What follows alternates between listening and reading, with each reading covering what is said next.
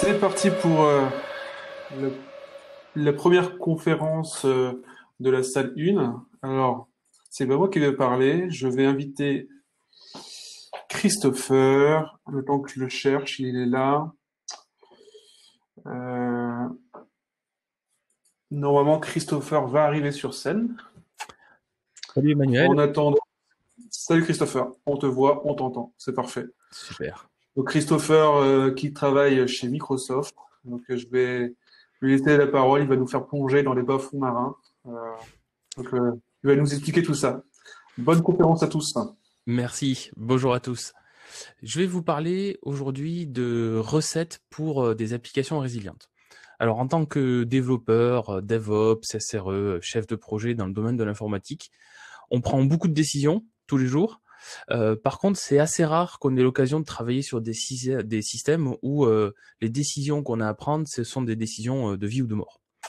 Mais quand on fait de la plongée sous-marine, et notamment à de très grandes profondeurs et dans des conditions un petit peu extrêmes, ces décisions, on est obligé de les prendre parfois.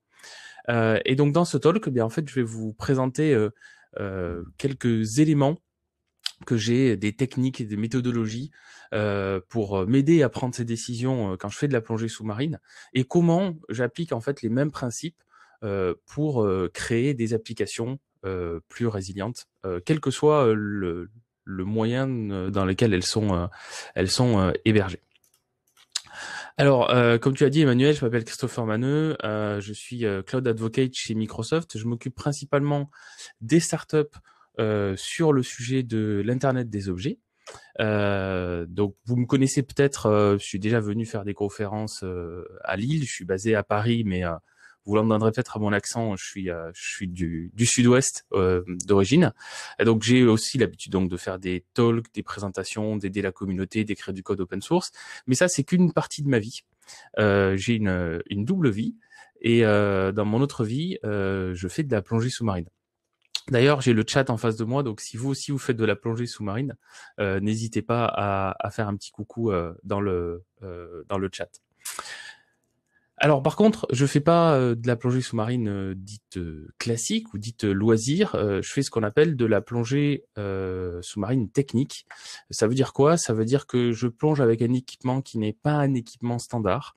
Ça veut dire que je plonge dans des conditions qui ne sont pas des conditions de plongée loisir. Je plonge profond, je plonge sous plafond. Ça veut dire qu'il y a quelque chose au-dessus de ma tête et pas de l'eau. Et je suis aussi moniteur de plongée dans ces disciplines-là. Ce qui fait que globalement, s'il m'arrive un problème sous l'eau à 70 mètres de profondeur, eh bien, je ne peux pas remonter. Parce que si je remonte, je risque des accidents, notamment des accidents très graves. Donc, je suis obligé de me débrouiller sous l'eau, de trouver une solution sous l'eau à mon problème, pour pouvoir avoir le temps de remonter correctement à la surface.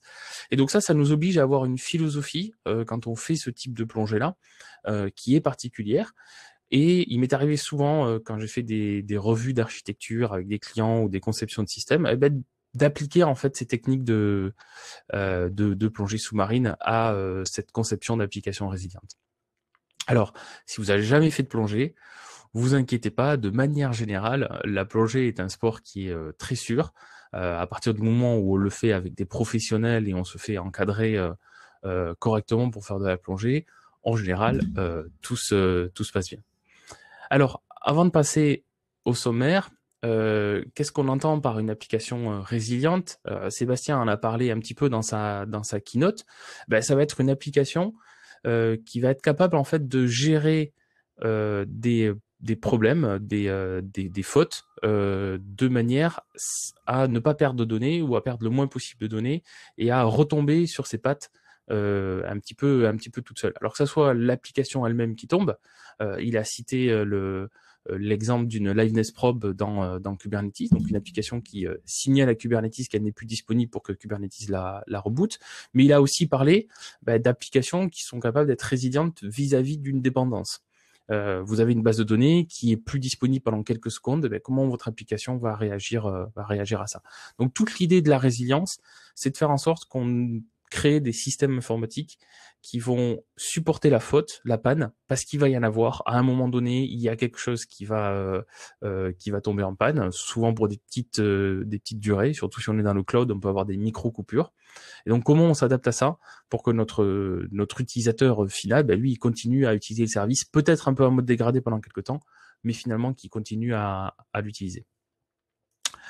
Alors, l'agenda pour cette plongée, eh bien en fait c'est tout simplement l'agenda d'une matinée de plongée sous-marine.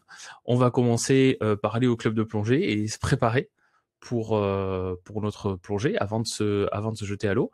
Ensuite, eh bien on va se jeter à l'eau et là il va nous arriver quelque chose. Donc comment on fait pour avoir les bonnes méthodes et surtout les bons réflexes quand il y a un incident qui survient.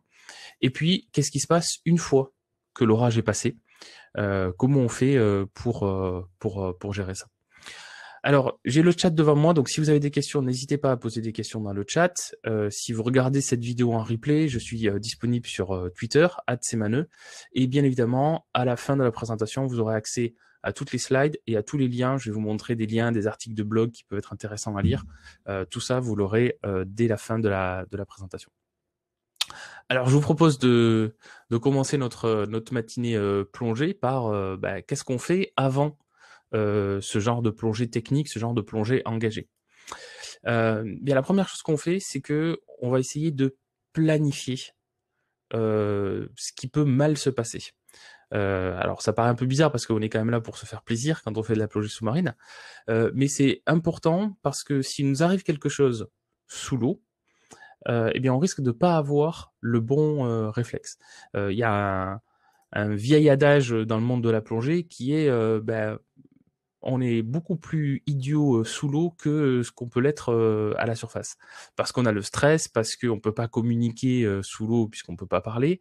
Et donc, forcément, quand on est dans le feu de l'action, on va avoir en fait une réaction primaire dans le sens primate, hein, une réaction de réflexe, qui est pas une réaction raisonnée et qui va peut-être nous amener à avoir une décision, à prendre une action qui est contre-productive.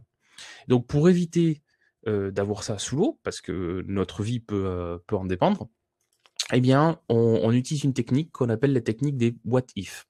Donc, c'est une petite conversation que l'on a entre plongeurs avant de partir plonger. Donc, on fait ça en tant qu'équipe, à plusieurs. Et globalement, on va suivre les étapes suivantes. Tout d'abord, on va essayer d'identifier les dangers qu'il pourrait y avoir dans la plongée qu'on va faire. Ensuite, on va évaluer ce risque-là. Est-ce qu'on a beaucoup de chance ou peu de chance que ça se produise? Alors, il faut faire attention parce que avec la loi de Murphy, les trucs qui ont peu de chances d'arriver risquent d'arriver, donc il faut quand même les planifier. On va préparer une solution. On va tous se dire, ben voilà, s'il y a ça qui arrive, eh ben on fera ça. Donc on le sait déjà. Et puis on répète cet exercice pour le faire sur un maximum de points possibles en fonction du temps que l'on a de disponible. Alors qu'est-ce que ça donne concrètement? Je vous ai mis quelques exemples. Par exemple, si on perd son masque de plongée. Si on perd son masque de plongée, globalement on ne voit plus rien. Donc ça veut dire qu'on n'est pas capable de voir ses instruments, on n'est peut-être pas trop capable de communiquer avec les autres.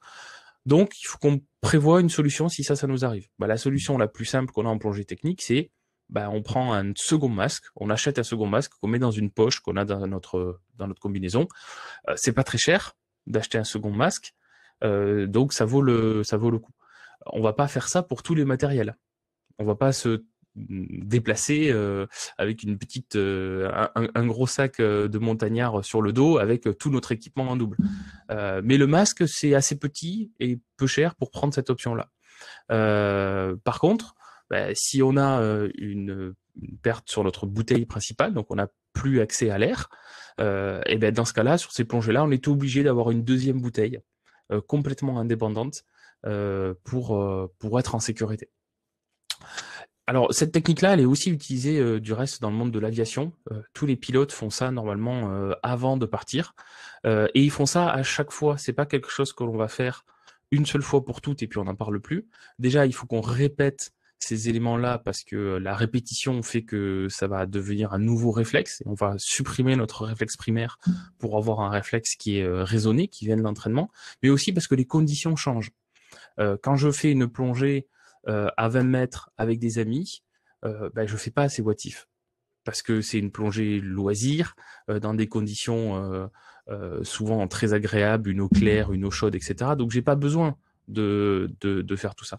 Un pilote d'avion, il va y avoir une différence entre un avion qui est peu rempli avec une météo exceptionnelle sur tout le trajet versus il doit se poser sur une piste qui est très compliquée en Suisse entre deux montagnes avec un avion qui est plein, 5 VIP à bord, etc. Donc ça c'est quelque chose qu'il faut faire à chaque fois et qu'il faut adapter aux circonstances. Alors maintenant, si on essaie de prendre cette technique et de l'appliquer dans le monde de l'informatique, ça donne quoi? Eh bien, il y a ce qu'on appelle le failure mode analysis, qui est en fait exactement le même principe, mais appliqué à vos architectures logicielles. Donc ça, c'est quelque chose en général que l'on fait à l'étape d'architecture. On va arriver à un design d'applicatif, et puis une fois qu'on est assez content de ce design-là, on va prendre un moment pour essayer de lister chacun des composants. Qu'est-ce qui peut être un échec et quelle est notre réponse à cet échec-là. Voilà. Alors, pour vous aider, pour vous montrer à quoi ça ressemble, je vous ai mis le lien. Alors, c'est le même lien pour toutes les slides. En fait, c'est un GIST avec tous les liens de la présentation vers une documentation sur la doc Azure qui vous montre pour des services Azure les différentes causes et la réponse que vous pouvez adapter. Alors oui, c'est de l'Azure, mais l'idée, c'est de vous faire comprendre un petit peu comment ce document peut être rédigé. On peut aussi le faire sous forme de fichier Excel. Et après, même si vous avez les noms de services Azure, ça peut être applicable à d'autres clouds ou à d'autres modes d'hébergement pour un certain nombre d'items sur cette liste. Donc ça, c'est le what if, c'est vraiment quelque chose d'important en plongée technique. Et je pense que c'est quelque chose qu'on devrait faire un petit peu plus souvent en tech. Alors, l'autre chose qu'on utilise beaucoup en plongée technique, ce sont les checklists. Alors, les checklists, comme son nom l'indique, en fait, c'est une liste d'items à vérifier ou à effectuer avant de partir plonger. Donc là, vous voyez une checklist dure, hein, c'est quelque chose qui est gravé dans un bout de plastique. Et ça, comment on fait ça? En fait, on se réunit tous sur le bateau juste avant de se mettre à l'eau. Et il y en a un qui est le leader et il dit, voilà, est-ce que vous avez ouvert votre bouteille principale? Et tout le monde doit dire à l'oral, oui, oui, oui, on a ouvert la bouteille principale et on fait comme ça tous les items de la checklist. L'idée de la checklist, c'est de pas rater des étapes sur des choses importantes et de vérifier tout ce qu'il y a à vérifier avant de se mettre à l'eau. Ça existe aussi en tech. Alors, encore une fois, dans notre documentation, on a une checklist sur la résilience qui passe un certain nombre de points. Là aussi, il y a des parties qu'on pourrait adapter si vous n'êtes pas dans Azure. Et puis, je vous montrerai un exemple plus tard de quelqu'un qui a créé sa propre checklist. Et ça aussi, c'est des choses que vous pouvez faire en fonction de là où vous travaillez, du nombre d'applicatifs que vous avez. Et vous construire petit à petit une checklist des choses à vérifier pour vous assurer que vous avez tout mis en place en termes de résilience. Alors, il y a un concept que j'aime beaucoup et je trouve qu'il s'applique énormément et je l'ai encore vérifié dimanche dernier pour la tech, c'est le concept de Pinnacle Dive. Donc, en fait, la Pinnacle Dive, c'est la plongée la plus compliquée, la plus longue, la plus dure qu'un plongeur ait eu à faire. Et ça, on essaie de les éviter à tout prix parce que c'est là où vous allez dépasser votre zone d'expérience. Et donc, si vous arrive quelque chose, vous risquez, non seulement vous risquez l'accident, mais vous risquez surtout de ne pas savoir gérer l'accident. Donc, ça peut être plein de paramètres qui font qu'on va déborder de sa zone de confort, de sa zone de connaissance. Et ce que l'on dit, la consigne que l'on a dans ces cas-là, c'est qu'il faut seulement changer un seul paramètre. Donc, par exemple, vous n'allez pas faire votre première plongée de nuit sous glace avec une nouvelle combinaison, une nouvelle bouteille que vous connaissez pas.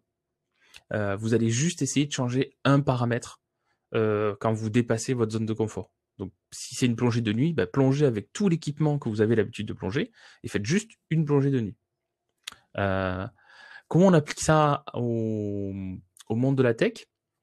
Ben, la question, c'est de poser, est-ce que votre déploiement, ou est-ce que si le service est déjà déployé, est-ce que le futur du service, dans quelques jours, dans quelques semaines, dans quelques mois, va dépasser tout ce que vous avez connu auparavant? Le premier point, c'est quels sont les patterns d'usage de votre service. Donc, par exemple, l'exemple que j'aime, que je commençais à citer là juste avant, c'est l'exemple d'une startup, souvent, qui passe à une émission de télé très connue sur M6 le dimanche soir. Et en général, faites l'expérience à la maison, c'est un dimanche sur deux, mais faites l'expérience lors de la prochaine émission. Essayez d'aller sur le site internet des boîtes ou des startups qui sont mentionnées dans cette émission. 9 fois sur 10, le site internet est down complètement pendant l'émission.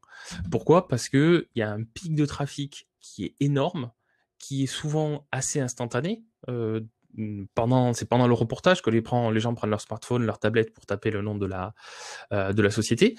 Et du coup, ça, c'est un pattern que l'entreprise n'a jamais vu, que l'architecture n'a jamais vu, et souvent, elle n'est pas faite pour répondre à ce pattern-là. Ensuite, je vous parlais de la plongée la plus longue, la plongée la plus profonde. Donc, l'idée, c'est derrière d'avoir des métriques qui montrent qu'on va dépasser ce qu'on a l'habitude de faire. Et ça, des métriques, on en a plein en fait, quand on essaie de construire des applications résilientes. Alors les ops en général les connaissent bien, les devs, c'est pas forcément quelque chose qu'on a l'habitude de manipuler, et pourtant c'est assez important. Donc il y a des métriques de disponibilité, comme le mean time before failure. Il y a des métriques de reprise sur incident.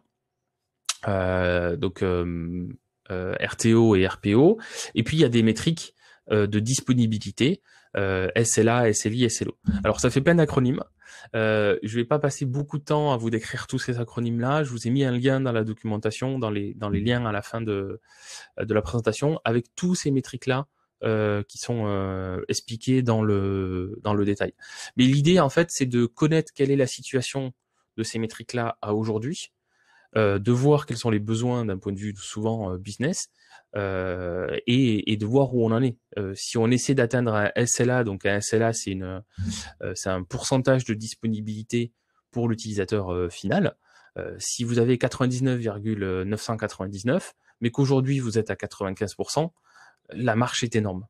Et donc, si vous avez un événement à un moment donné dans l'année qui nécessite plus de disponibilité, une clôture comptable par exemple, ou si on l'a peut-être dans quelques jours ou pas, le Black Friday, ça il faut l'anticiper, il faut savoir qu'on va dépasser largement sa zone de confort, il va falloir se préparer pour ça. Alors je voulais juste dire un mot sur le SLA. Donc comme je vous disais, le SLA, c'est le pourcentage de disponibilité de votre application sur une période de temps. Souvent on exprime ça au mois, donc c'est en fait on prend le temps de disponibilité, le temps total sur la période, ça c'est 100%, et puis on enlève le taux d'indisponibilité. Le SLA, c'est aussi un contrat. C'est-à-dire que soit c'est un contrat que vous avez avec votre fournisseur de cloud, par exemple. Donc, quand vous utilisez une machine virtuelle, vous avez sur tel provider 99,99% de disponibilité. Donc, vous, pour créer votre applicatif, vous vous basiez sur le SLA de toutes les couches qui composent votre application.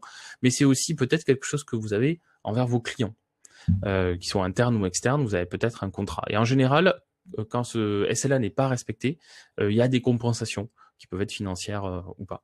Et quand j'ai des discussions avec des architectes, avec des startups, avec des CTO, souvent, quand je demande quel est le SLA qu'ils veulent mettre en place, j'ai des chiffres assez aberrants.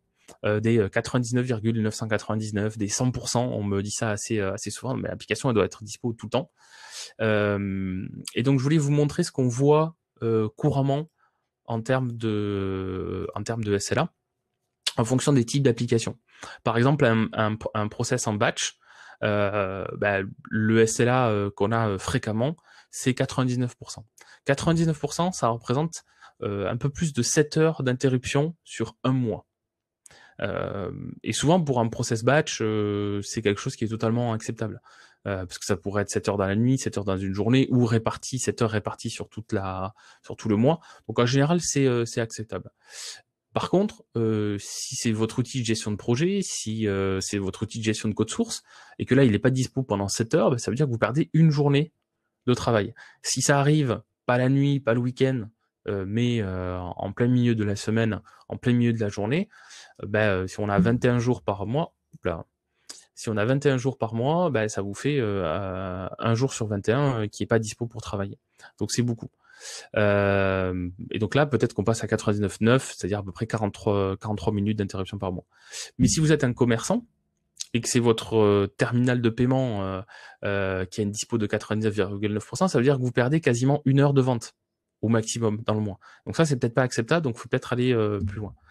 Donc tout ça pour dire qu'il y a des services, tous les services n'ont pas besoin de 99,999% de disponibilité et qu'il faut s'adapter finalement à la disponibilité de votre fonctionnalité. Et au sein d'une architecture applicative, vous aurez peut-être plusieurs disponibilités. Et ça, on va même en reparler juste après. Vous aurez peut-être à désactiver certaines fonctionnalités dans certains cas. Bon, on a vu pas mal de choses. Je pense qu'on est prêt à plonger. Alors, je vais vous demander un petit exercice. Je vais vous demander de regarder cette photo et de dire dans le chat si vous voyez quelque chose qui pourrait clocher. Il y a un truc qui pourrait générer un accident dans quelques instants, dans quelques minutes. Donc là, on est face à 2 plongeurs qui ont l'air bien. Il y en a même un troisième sur le côté. On voit que ces bulles. Et puis il y a plein de poissons, donc ça a l'air d'être une plongée sympa. Alors oui, il y a une ombre sur la droite ici, mais ça c'est plus la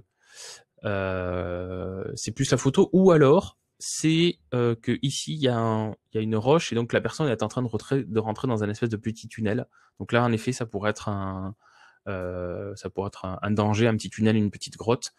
La couleur jaune, non, ça c'est habituel en plongée. On a beaucoup de plongeurs qui sont jaunes. Et le banc de poisson, on recherche plutôt ça. En général, quand on plonge, c'est pour voir des choses. Non, en fait, ce qui pourrait poser problème ici, c'est son équipement. Les flexibles qu'il y a ici, donc c'est des flexibles dans lesquels il y a de l'air, qui sont tous reliés à la bouteille, qui sont tous reliés entre eux. Et là, on s'imagine qu'elle est peut-être en train de rentrer dans une grotte. Et donc, si ce flexible se prend dans une roche, il pourrait s'arracher. Et là, s'il s'arrache, on peut perdre l'air de la bouteille.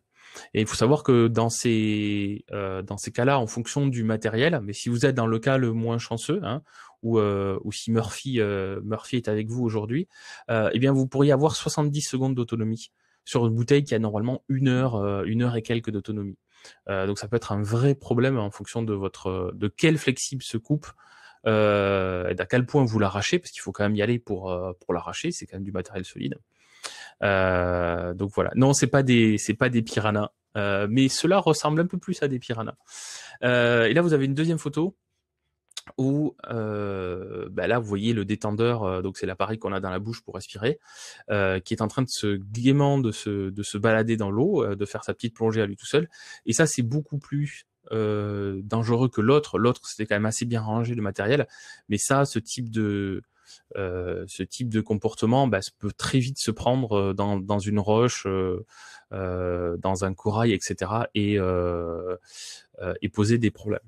Et donc ce qu'on fait en plongée technique, c'est qu'on essaie, ou en formation de moniteur, c'est qu'on essaie d'avoir un équipement qui est droit, qui est propre, qui est lisible. Et n'importe qui doit pouvoir arriver devant mon équipement et se dire ouais, c'est bon, je sais où sont les choses, je sais où sont les différents composants, le système est clair et clair à lire et efficace. Et là, on voit donc le manomètre, donc ce petit appareil qui nous sert à savoir combien il y a d'air dans la bouteille.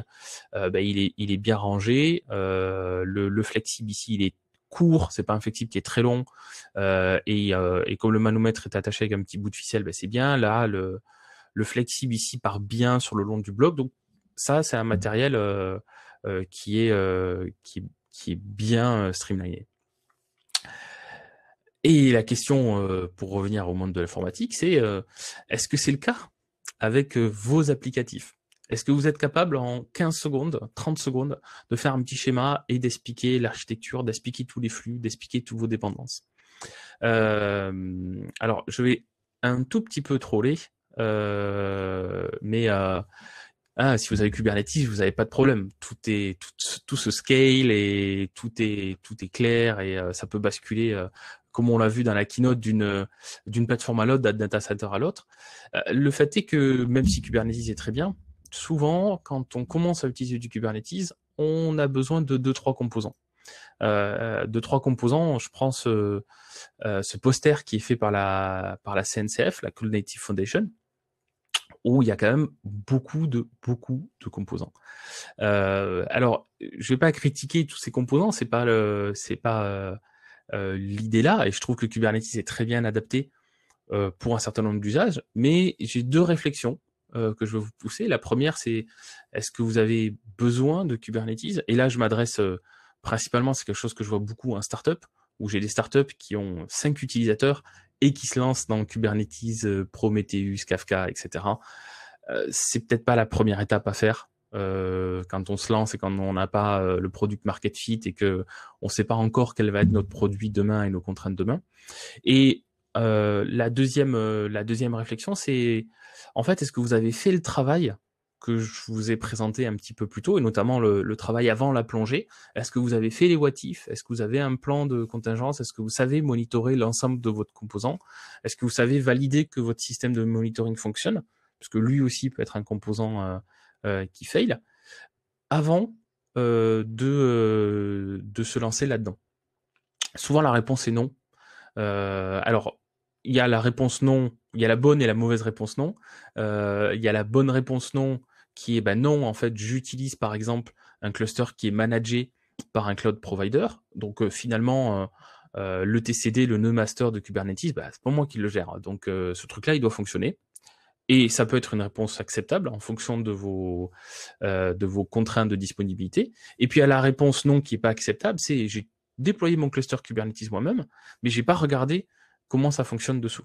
Alors on prend Kubernetes ici en exemple, mais vous pourriez déployer un cluster Elastic, un cluster Kafka, un cluster Cassandra, un cluster PostgreSQL, c'est exactement la même chose. Il faut un peu se poser la question des éléments qu'on utilise et quelles sont la stratégie dans le cas où ces composants, vos dépendances, ont un problème. Et puis ce problème-là, il va arriver un jour ou l'autre, malheureusement. Quelque chose va mal se passer et vous allez avoir un incident de prod. Et dans ces cas-là, il faut garder la tête froide et il faut avoir en tête un certain nombre de priorités. Et il faut gérer ces priorités les unes après les autres. Alors en plongée, c'est vital, puisque comme je vous l'ai dit, on peut avoir des fois 70 secondes. Ça peut être notre temps de réflexion et d'action. Donc faut pas réfléchir pendant 4 heures pour savoir quel est le problème qui est en train de nous arriver. Et quand je plonge, j'ai un ordre de priorité. J'ai des choses que je dois m'assurer en premier d'avoir. Et la première chose dont je dois m'assurer, c'est de pouvoir respirer. Eh oui, hein, c'est bête, mais quand on est sous l'eau à 60 mètres de profondeur et qu'on n'a pas d'air, on peut tenir quelques minutes, mais au bout d'un moment, on va avoir un problème. Donc respirer, ça c'est ma première priorité. Ensuite, ma deuxième priorité, c'est la flottabilité. L'idée, c'est que je reste à la profondeur à laquelle je suis, le temps que je comprenne exactement ce qui se passe, avant d'entamer ma remontée. Si je coule, je vais avoir un problème, puisque plus je vais profond, plus j'ai de problèmes. Et si je remonte trop vite, vous avez peut-être entendu parler de ces fameux paliers de décompression, je vais avoir aussi des problèmes si je remonte trop vite. Il faut que je remonte à une certaine vitesse. Donc il faut que j'assure ma flottabilité.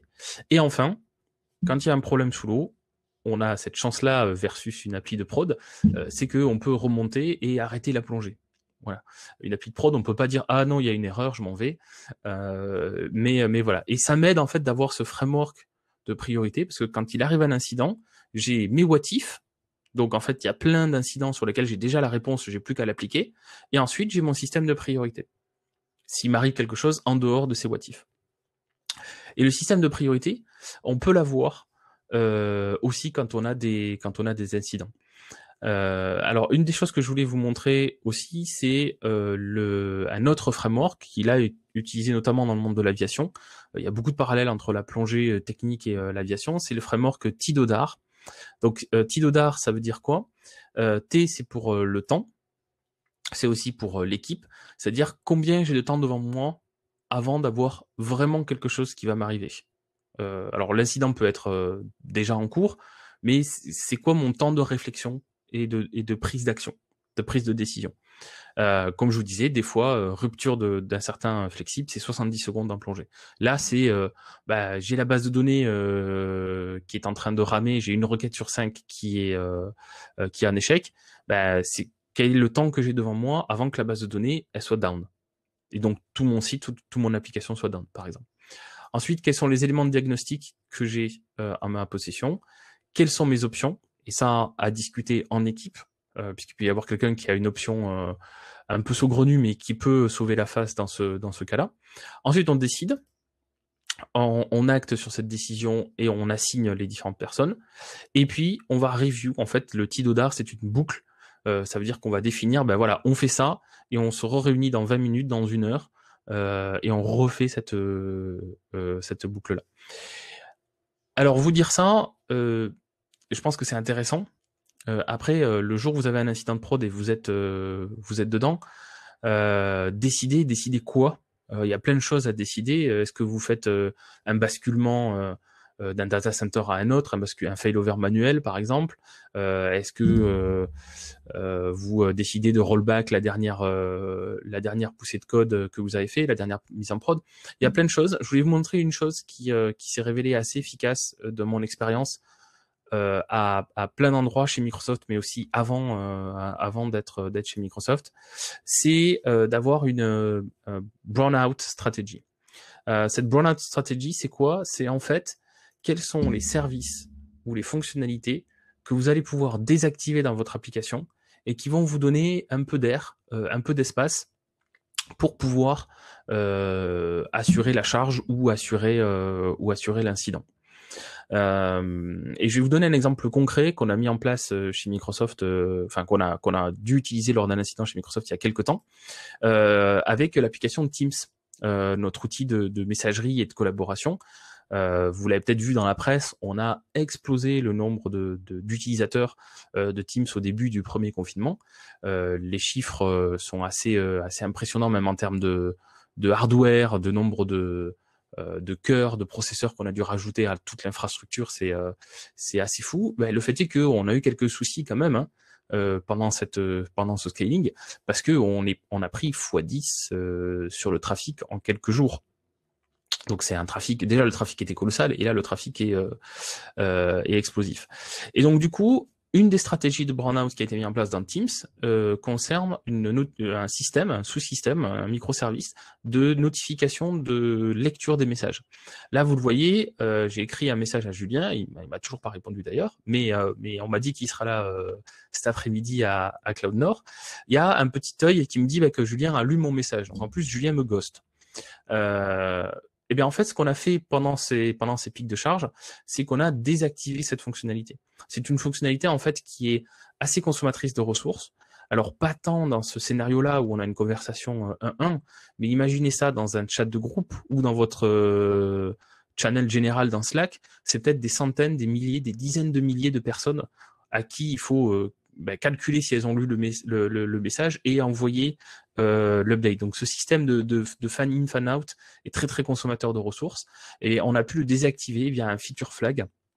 Donc un feature flag, c'est un petit marqueur dans le code qui nous permet de désactiver une fonctionnalité à distance ou de réduire le nombre de personnes qui y ont accès. Et donc on a utilisé cette technique-là pour pouvoir protéger un petit peu le système, nous donner un petit peu plus de souplesse, tout en désactivant une fonctionnalité qui n'est pas si essentielle que ça, qui est très utile, mais dont les gens peuvent se passer pendant quelques heures, le temps que derrière on comprenne quoi optimiser, quoi déployer, allouer plus de ressources, etc. Alors, sur cet exemple-là, il y a eu des dizaines de micro-features comme ça qui ont été désactivées. Une autre que je peux vous dire, parce que on la trouve finalement assez souvent dans les architectures, c'est de modifier à distance le client, d'avoir un feature flag, mais qui va modifier le client avec des choses toutes bêtes, par exemple, modifier le taux de rafraîchissement de certaines informations. Si vous avez une application avec du temps réel, du WebSocket par exemple, qui envoie des informations toutes les secondes pour mettre à jour des états dans votre applicatif, eh bien, au lieu d'avoir une mise à jour toutes les secondes, passez à une mise à jour toutes les 15 secondes, toutes les 30 secondes. Mine de rien, si vous passez de 1 à 30 secondes, peut-être que l'applicatif métier sera pas tant dérangé que ça, les utilisateurs seront pas dérangés que ça. Par contre, vous divisez par 30 le trafic sur vos serveurs. Donc en cas de grosse montée en charge, une simple petite modification comme ça, qu'il faut avoir prévu à l'avance, avec des feature flags notamment, peut réellement vous sauver la vie. Bon, on s'en est sorti quand même de cette plongée. J'espère que vous êtes encore tous avec moi. Il est temps de rentrer au club de plongée, de se sécher, de se doucher. C'est peut-être l'heure du petit punch ou du jus d'ananas pour la fin de plongée. Mais avant ça, on a besoin de parler. Et il y a quelque chose que disent beaucoup les patrons, les capitaines de bateaux de plongée, c'est que quand on a une palanquée, donc une palanquée c'est un groupe de plongeurs qui viennent faire la même plongée ensemble, quand on a une palanquée qui arrive en surface et qui se parle pas, c'est très souvent le signe qu'il y a quelque chose de mal qui s'est passé pendant la plongée. Si les gens parlent pas après une plongée, il y a eu un problème dans cette plongée.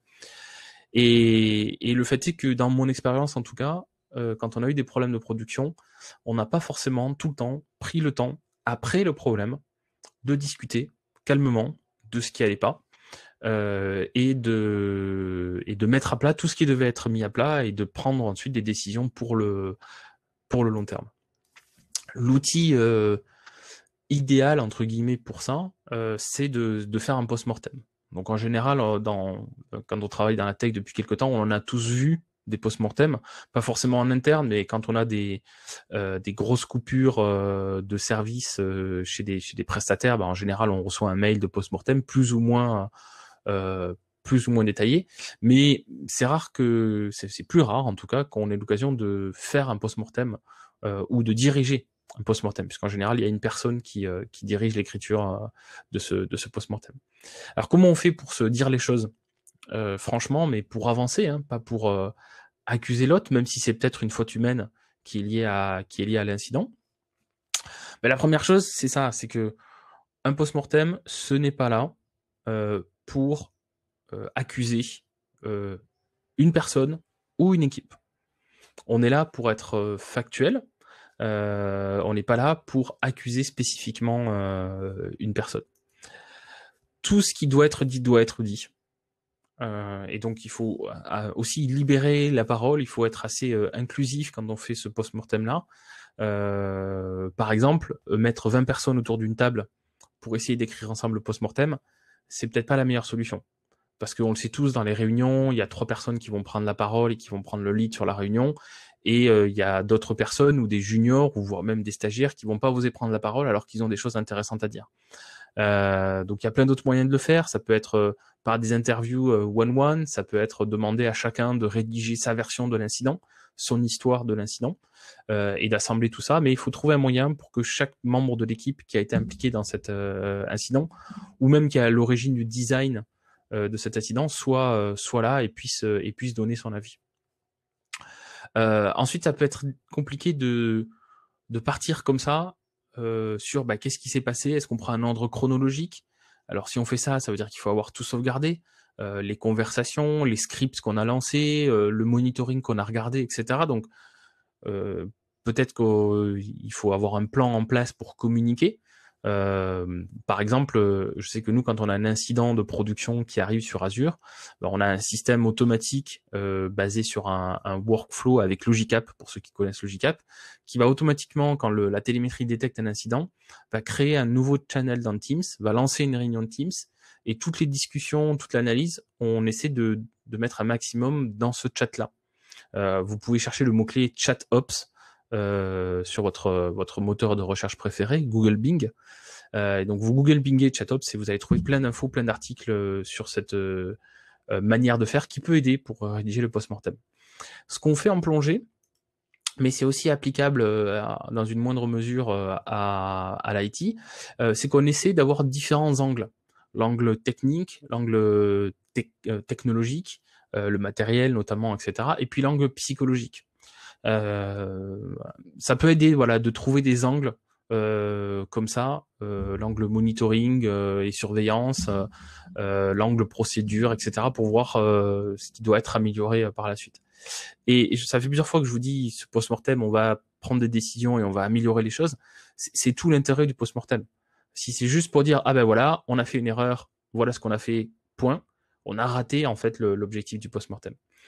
Et donc il faut s'améliorer en continu.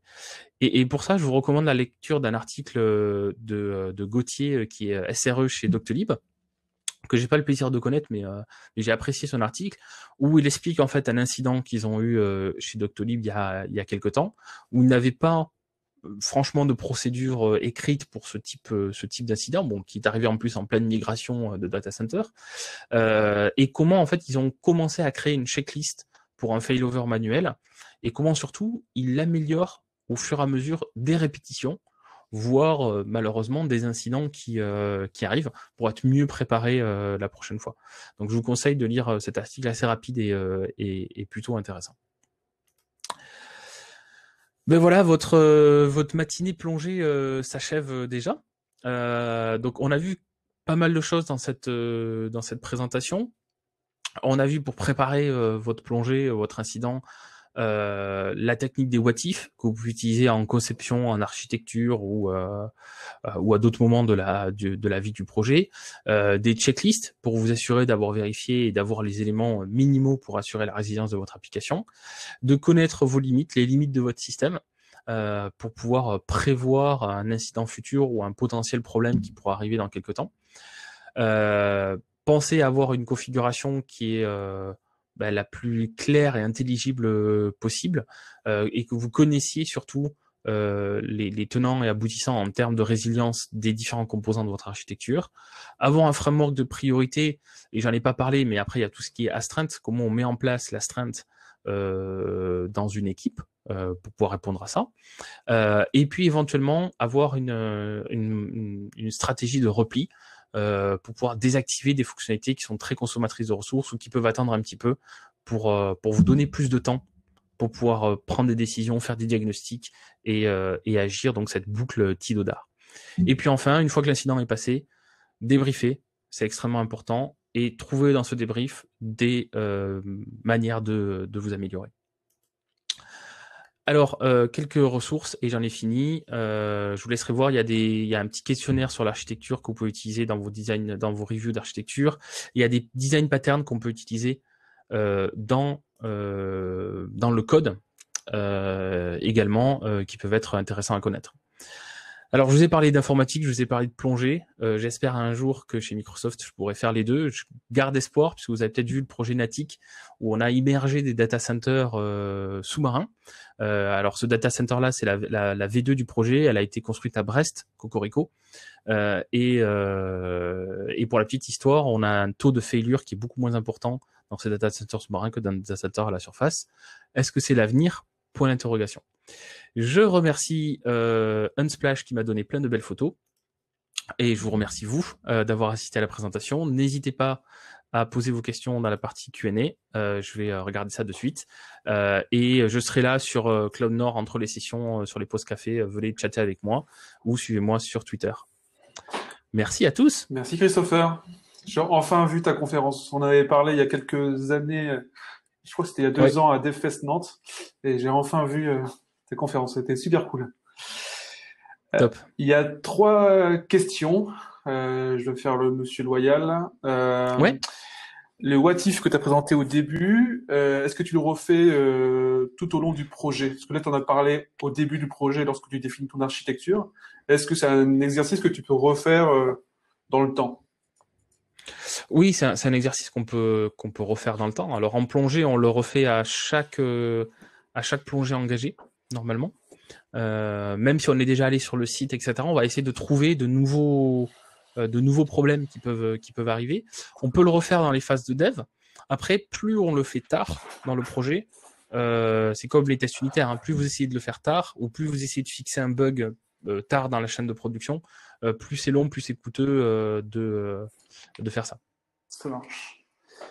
Ensuite, il y avait une question, c'était sur ton exemple, je pense, de Teams qui était un peu dans Ouais. les problèmes sur Teams, des notifications, ou en tout cas la petite icône là, qui est affichée lorsqu'on a lu. Et tu as parlé d'un autre exemple après qui était du polling pour vérifier si, il y avait une nouveauté sur un site. Est-ce que les utilisateurs ont vraiment besoin de cette fonctionnalité en fait? Si on fait de la sobriété, alors je n'ai pas le nom de la personne, mais si on fait de la sobriété numérique et qu'on ne fit que les fonctionnalités demandées par les users, tu n'auras pas ces requêtes redondantes pour les X millions d'utilisateurs de ton service, et tu as moins de chances que ton service tombe, peut-être. Tout à fait. Le fait est que c'est malheureusement pas le cas tout le temps. Ouais. En informatique, on a souvent soit des requirements voilà, qui viennent du produit ou qui viennent du commercial, etc., et qui sont pas vraiment utiles, mais qui sont là dans notre soft. Il y a aussi des choses où on se dit, oui, ça c'est très bien d'avoir cette fonctionnalité-là, de mise à jour. Voilà, je prends par exemple une application de livraison de repas. Quand tu es restaurateur, peut-être que tu veux pas attendre 2 minutes avant que tu aies une commande qui s'affiche. Parce que c'est ton temps de livraison, ton temps de préparation qui est impacté, etc. Donc là, peut-être que tu te dis, oui, je veux, peut-être pas toutes les secondes, mais c'est peut-être toutes les 15 secondes, voilà, 3 fois par minute ou 4 fois par minute, je veux avoir les nouvelles commandes qui arrivent. Par contre, s'il y a un incident, je pense que tu es prêt à attendre toutes les minutes ou 2 minutes avant d'avoir les commandes qui t'arrivent, versus ne plus avoir de commandes qui arrivent. Bien sûr. Bien sûr. Voilà. Donc là, j'ai donné un exemple. On passe de 1 seconde à 30 secondes. Mais imaginons tous les process, toutes les contraintes qu'on a dans nos logiciels. Quelles sont celles sur lesquelles on peut être un peu souple pour éviter que le service tombe, tout simplement. Ça marche. Et une dernière question de Thomas. Est-ce que les avis en opposition aux faits ont leur place dans les post-mortem? Je n'ai pas un avis tranché sur la question. J'aurais tendance à dire non. Et surtout, ce que j'aurais tendance à dire, c'est que un avis, en fait, soit c'est un avis sur ce qui s'est passé et il faut l'argumenter. Donc, il faut trouver des faits qui corroborent cet avis-là. Alors après, c'est vrai qu'en fonction de, voilà, si on n'a pas de monitoring, si on a une perte de log de monitoring, on peut se dire, là, on n'a pas de log sur une demi-heure. Je pense qu'il s'est passé ça pendant ce temps-là. On peut des fois ne pas arriver à trouver des faits. Mais dans ce cas-là, c'est un point d'amélioration. C'est-à-dire, en fait, je pense que j'ai ça, et pour le confirmer, on log pas. Aujourd'hui, on n'a pas ça et ça comme log, on n'a pas ça et ça comme monitoring. Donc, il faudrait qu'on le rajoute, parce que si ça nous arrive à nouveau, on sera toujours dans la même situation. Ou alors, ce sont des avis sur des prescriptions, des choses qu'il faudrait faire dans le futur. Et dans ce cas-là, il faut plus les tourner comme des pistes d'amélioration à valider et lister qu'est-ce qui manque pour prendre la décision. Quelles sont les recherches qu'on a à faire pour prendre la décision. Encore une fois, le post-mortem, il doit être actionnable. On doit pouvoir assigner des tâches limite à la fin du post-mortem. Ça marche. Merci Christopher. Je remets le lien du Open Feedback pour donner un retour à Christopher, toujours utile pour les speakers. Ouais. Je suppose que tu vas partager tes slides et ton kit, ta liste de liens. Voilà, tout à fait. Tu viens de le faire. Je suis en train de faire ça et je vous mets en suivant les liens. C'est Cloud Nord. Ouais, voilà. Axel a envoyé le guide. Parfait, merci Axel. Parfait. Comme ça, on a tout. On pourra repartager peut-être plus tard. Merci Christopher. J'espère que tu vas passer un bon Cloud Nord en regardant les autres conférences. J'espère aussi. Moi, je reste en salle 1 pour voir François ensuite. Et puis après, j'ai pas encore fait mon agenda, donc je vais naviguer, mais je reste là dispo sur le chat. Ça marche. On va clore premier talk. On se donne rendez-vous alors laissez-moi vérifier mes notes, 10h55. On a gratté un petit peu sur la pause suite à notre retard du début. Donc on reprend à 10h55 avec François Bouteruche d'AWS. À tout à l'heure.